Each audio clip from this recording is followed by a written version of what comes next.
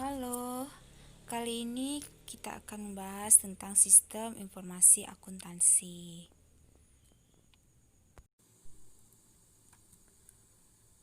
Nah, untuk kali ini kita akan membahas tentang tahapan pada pengembangan sistem informasi akuntansi yang berbasis sistem development life cycle. Nah, PPT kali ini disusun oleh saya sendiri, yaitu nama saya Evi Suryani Nenggolan, NIM saya 1811151643, asal kampus dari Universitas IBBI, dosen pembimbing Bapak Boy Fadli. Sebelum lanjut, kita tuh harus tahu apa sih pengertian SDLC? Nah, SDLC itu adalah kependekan dari Sistem Development Life Cycle, atau dalam bahasa Indonesia sering kita sebut siklus hidup pengembangan sistem.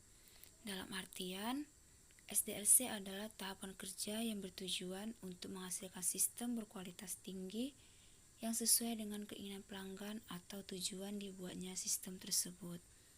Konsep ini umumnya merujuk pada sistem komputer atau informasi. Tahapan SDLC itu ada 5, ini dia ya. Kita mulai membahasnya satu persatu. Yang pertama itu ada analisis kebutuhan. Pada tahap ini, sistem akan dianalisis bagaimana akan dijalankan nantinya. Hasil analisis berupa kelebihan dan kekurangan sistem, fungsi sistem, hingga pembaruan yang dapat diterapkan. Analisis sistem adalah tahap di mana dilakukan beberapa aktivitas, yaitu melakukan studi literatur untuk menemukan satu kasus yang bisa ditangani oleh sistem, brainstorming dalam tim pengembang mengenai kasus mana yang paling tepat dimodelkan dengan sistem, mengklasifikasikan masalah, peluang, dan solusi yang mungkin diterapkan untuk kasus tersebut, menganalisis kebutuhan pada sistem dan membuat batasan-batasan sistem, dan terakhir itu mendefinisikan kebutuhan sistem. Yang kedua itu ada perancangan sistem. Tahapan ini akan menghasilkan prototipe dan beberapa output lain yang meliputi dokumen berisi desain, pola, dan komponen yang diperlukan untuk mewujudkan proyek tersebut. Nah, ada aktivitas yang dilakukan dalam perancangan sistem. Yang pertama, menganalisis interaksi objek dan fungsi pada sistem. Yang kedua, menganalisa data dan membuat skema database. Yang ketiga itu merancang user interface. Yang ketiga itu ada pembuatan sistem. Pada tahap berikutnya adalah implementasi atau pembuatan sistem dari rancangan ataupun dari tahap-tahap sebelumnya dan melakukan uji coba. Dalam implementasi dilakukan aktivitas-aktivitas seperti pembuatan database sesuai skema rancangan, pembuatan aplikasi berdasarkan desain sistem, pengujian dan perbaikan aplikasi. Nah, untuk mengimplementasi ada langkah-langkah yang harus dilakukan. Yang pertama itu melakukan survei dan penilaian terhadap kelayakan sistem yang sudah dikembangkan, menganalisis dan mempelajari sistem yang sudah ada, melakukan pemecahan masalah dalam pengembangan sistem, menentukan penggunaan hardware dan software yang tepat, merancang dan mengembangkan sistem baru, serta memelihara dan meningkatkan sistem yang baru jika diperlukan. Keempat itu ada pengujian sistem. Sesudah sistem selesai dikembangkan, sistem harus melalui pengujian sebelum digunakan atau dikomersialisasikan. Tahap pengujian sistem harus dijalankan untuk mencoba apakah sistem yang dikembangkan dapat bekerja optimal atau tidak. Tahap tes SDLC ialah bagian paling penting dalam rangkaian pembuatan sebuah perangkat lunak, karena sangat tidak mungkin mempublikasikan sebuah software tanpa melakukan pengujian terlebih dahulu. Pada tahap ini akan dihasilkan perangkat lunak yang telah dites dan siap disebarkan ke dalam proses produksi. Kelima itu ada pemeliharaan sistem. Pemeliharaan sistem yang sudah dibuat sangat penting untuk referensi di kemudian hari. Pemeliharaan ialah tahap akhir yang menjadi permulaan fase yang baru, yaitu penggunaan. Sebelum SDLC berakhir, software yang dihasilkan harus terus dipantau untuk memastikan ia berjalan dengan sempurna. Celah dan kerusakan ditemukan pada proses produksi harus dilaporkan dan diselesaikan. Jika ditemukan sebelum proses massal, Ini akan lebih baik daripada menyelesaikan dengan merombak semuanya dari awal lagi. Selanjutnya kita masuk ke model pengembangan SDLC. Yang pertama itu ada waterfall model. Waterfall adalah pendekatan SDLC paling awal yang digunakan untuk pengembangan perangkat lunak. Hal ini disebut sebagai SDLC model linear sequential. Dalam model waterfall, ada fase-fase yang harus diikuti secara berurutan. Yang pertama itu ada requirements analysis, yaitu dengan menganalisis dokumen kebutuhan produk dengan menghasilkan model, skema, dan aturan bisnis. Yang kedua ada desain, yaitu dengan menghasilkan arsitektur perangkat lunak. Yang ketiga ada development, yaitu pengembangan, pembuktian, dan integrasi perangkat lunak. Keempat ada testing, penemuan dan debug cacat yang sistematis. Kelima itu ada maintenance, yaitu dengan menginstalasi, migrasi, dukungan, dan pemeliharaan sistem yang lengkap. Kedua itu ada model V. V model adalah model SDLC di mana pelaksanaan proses yang terjadi secara berurutan dalam bentuk V, dikenal juga sebagai model verifikasi atau validasi. Model V merupakan perluasan dari waterfall model dan didasarkan pada asosiasi dari fase pengujian untuk setiap tahap pengembangan yang sesuai. Ada beberapa tahapan verifikasi dalam model V. Yang pertama, business requirement analysis. Dalam fase ini melibatkan komunikasi rinci dengan pelanggan untuk memahami harapan dan kebutuhan yang tepat. Ini merupakan kegiatan sangat penting dan perlu dikelola dengan sangat baik. Kedua, ada sistem desain. Desain sistem akan memiliki pemahaman dan merinci hardware lengkap dan setup komunikasi untuk produk dalam pengembangan. Ketiga, ada architectural design. Spesifikasi arsitektur dipahami dan dirancang dalam fase ini. Biasanya, lebih dari satu pendekatan teknis diusulkan dan berdasarkan kelayakan teknis dan finansial kebutuhan akhir diambil. Keempat, ada modul desain. Pada fase ini, desain internal rinci untuk semua modul sistem yang ditentukan. Kelima itu ada coding fase, di mana coding fase ini adalah bahasa pemrograman yang paling cocok untuk ditentukan. Ketiga itu ada iteratif model. Dalam iteratif model, proses iteratif dimulai dengan implementasi sederhana dari komponen kecil dari software sampai dengan meningkatkan versi dari sebuah software dengan update-updateannya sehingga software siap digunakan ke user. Di setiap iteratif, perubahan baik desain maupun fungsi ditambahkan. Ide dasar di balik metode ini adalah untuk mengembangkan sistem melalui siklus berulang dan dalam porsi kecil di setiap updateannya. Iteratif dan incremental development adalah kombinasi dari kedua desain iteratif dan incremental untuk sebuah development. Kunci dari keberhasilan dari iteratif model adalah validasi kebutuhan yang ketat dan melakukan testing yang detail di setiap versi dari sebuah software. Sebuah update versi software pastinya harus memberikan fitur-fitur yang membuat software tersebut menjadi semakin baik.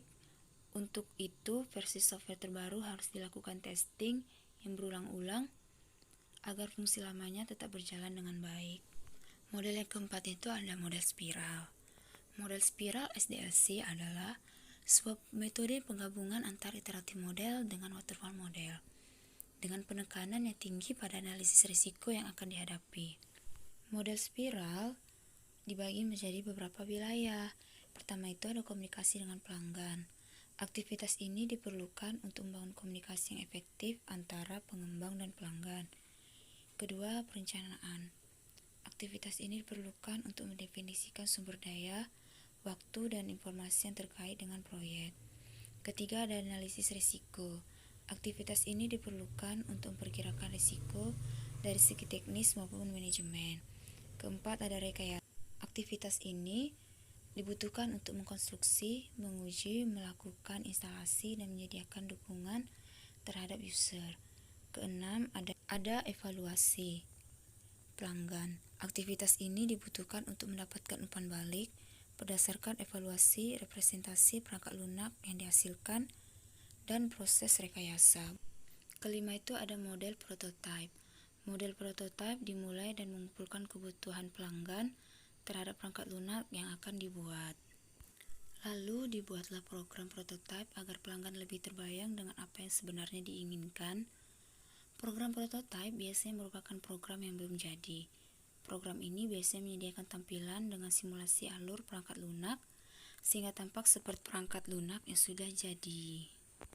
Keenam itu ada Rapid Application Development atau biasa disebut dengan RAD, yaitu model proses pengembangan perangkat lunak yang bersifat incremental terutama untuk waktu pengerjaan yang pendek. Model RAD adalah adaptasi dari model air terjun versi kecepatan tinggi dengan menggunakan model air terjun untuk pengembangan sistem setiap komponen perangkat lunak. Komponen masing-masing tim pengerjaan dapat dilakukan secara paralel, seperti pertama itu pemodelan bisnis. Pemodelan yang dilakukan untuk memodelkan fungsi bisnis untuk mengetahui informasi apa yang terkait proses bisnis, informasi apa saja yang harus dibuat, siapa yang membuat informasi itu, bagaimana alur informasi itu, proses apa saja yang terkait informasi itu. Yang kedua ada pemodelan data, yaitu dengan memodelkan data apa saja yang dibutuhkan berdasarkan pemodelan bisnis dan mendefinisikan atribut-atributnya beserta relasinya dengan data-data yang lain. Ketiga ada pemodelan proses, yaitu dengan mengimplementasikan fungsi bisnis yang sudah didefinisikan terkait dengan pendefinisian data. Keempat itu ada pembuatan aplikasi, yaitu dengan mengimplementasikan pemodelan proses dan data menjadi program. Yang kelima itu ada pengujian dan pergantian, yaitu dengan menguji komponen yang dibuat. Jika sudah teruji, maka tim pengembang komponen dapat beranjak untuk mengembangkan komponen berikutnya. Ketujuh itu ada SLIC Big Bang Model. Pengertian dari SLIC Big Bang Model adalah di mana kita tidak mengikuti proses tertentu. Perkembangan hanya dimulai dengan uang dan usaha yang dibutuhkan sebagai masukan. Dan hasilnya adalah perangkat lunak yang dikembangkan yang mungkin atau mungkin tidak sesuai dengan kebutuhan pelanggan. Model Big Bang tidak mengikuti dan hanya ada sedikit perencanaan yang diperlukan. Bahkan pelanggan pun tidak yakin dengan apa yang sebenarnya dia inginkan dan persyaratannya diimplementasikan dengan cepat tanpa banyak analisis. Biasanya model ini diimplementasikan untuk proyek kecil di mana tim developernya sangat sedikit. Kedelapan itu ada Rational Unified Process atau biasa disebut dengan RUP. Pengertian RUP itu menurut IBM adalah kerangka proses yang menyediakan simulasi sistem pada industri untuk sistem, software, implementasi, dan manajemen proyek yang efektif. Nah, dengan kata lain, RUP adalah salah satu dari sekian banyak proses yang terdapat di dalam Rational Process Library yang memberikan simulasi terbaik untuk pengembangan atau kebutuhan proyek. RUP mempunyai beberapa tahapan. Yang pertama itu ada Inception, yaitu tahap untuk mengidentifikasi sistem yang akan dikembangkan. Aktivitas yang dilakukan pada tahap ini antara lain mencakup analisis sistem perumusan sistem target, penentuan arsitektur global target, identifikasi kebutuhan dan perumusan persyaratan. Kedua ada elaboration. Elaboration merupakan tahap untuk melakukan desain secara lengkap berdasarkan hasil analisis pada tahap inception. Ketiga ada construction. Construction merupakan tahap untuk mengimplementasikan hasil desain dan melakukan pengujian hasil implementasi. Keempat itu ada transition. Transition merupakan tahap untuk menyerahkan sistem aplikasi kepada user yang mencakup pelatihan dan beta testing aplikasi. Kesembilan itu ada Agile Development Model.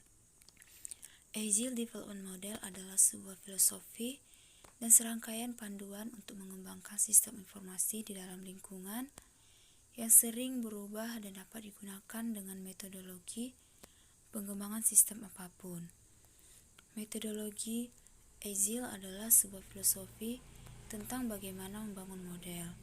Beberapa di antaranya formal dan detail, namun yang lain hanya berupa sketsa dan sangat ringkas. Yang terakhir itu ada model tradisional.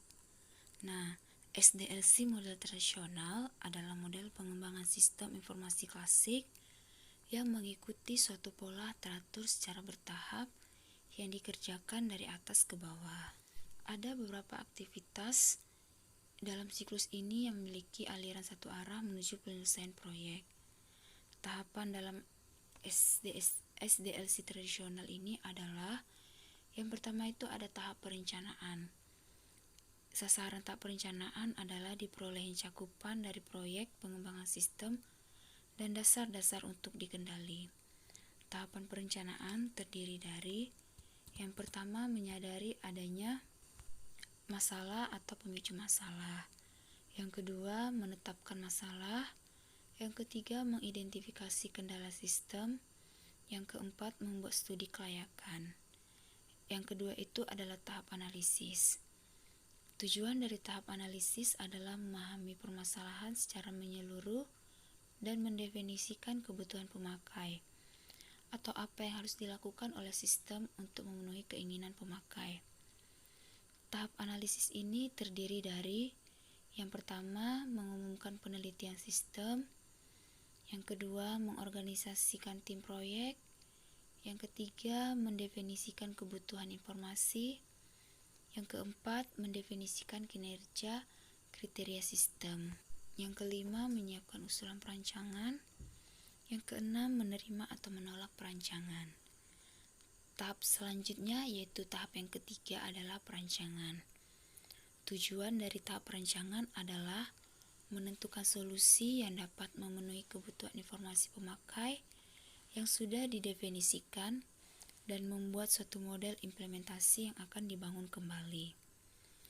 Tahap perancangan ini terdiri dari yang pertama itu ada menyiapkan perancangan sistem secara rinci, yang kedua mengidentifikasi alternatif konfigurasi sistem, yang ketiga mengevaluasi alternatif konfigurasi sistem, yang keempat memilih konfigurasi terbaik, yang kelima menyiapkan usulan penerapan, keenam menyetujui atau menolak penerapan sistem. Nah, tahap yang selanjutnya itu ada tahap implementasi. Tahap implementasi adalah tahap yang bertujuan untuk mendapatkan sistem informasi sesuai dengan kebutuhan pemakai. Tahap implementasi ini terdiri atas yang pertama merencanakan penerapan, yang kedua mengumumkan penerapan, yang ketiga mendapatkan sumber daya, yang kelima menyiapkan basis data, yang keenam menyiapkan fasilitas fisik, yang ketujuh pelatihan pemakai, kedelapan masuk peralihan ke sistem baru. Nah, tahap yang selanjutnya adalah tahap yang kelima adalah penggunaan, di mana tujuan tahap penggunaan adalah menjaga agar sistem tetap beroperasi secara normal, dapat mengantisipasi penyimpangan yang mungkin dialami sistem dan melakukan evaluasi sistem.